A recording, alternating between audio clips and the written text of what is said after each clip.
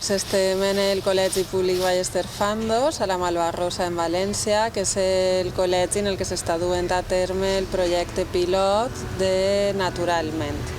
Naturalment és un projecte d'innovació social i urbana enfocat a la missió climàtica de València 2030, que el que vol és aprofitar l'oportunitat que genera la renaturalització d'un pati escolar per a transformar realment les ments dels xiquets i les xiquetes, no? I encaminar-se cap a un canvi de paradigma ecosocial, que és el que ens permetrà atendre l'emergència climàtica en la qual estem immerses, no? I caminar un poc també en termes de coeducació, d'igualtat, de salut, de comunitat. Volem una escola diferent, una escola que aporte a la societat gent preparada per a conviure, per a tindre experiències positives amb la gent, amb els seus veïns, amb els amics, o sigui, que sàpiguen viure en una comunitat. El projecte ha aconseguit apropar el barri a l'escola, l'escola al barri, ha aconseguit reactivar comunitats que no ho estaven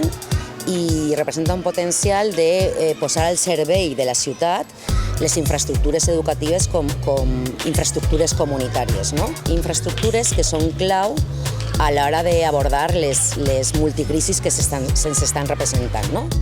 La majoria de patis estan estructurats de la mateixa forma. Són futbolcentristes, tenen molt d'espai per a la pista, poca zona natural i verda, i aleshores el que veiem és una distribució en la utilització dels espais molt desequilibrada. La coeducació ens brinda l'oportunitat de reestructurar i remoure aquesta situació.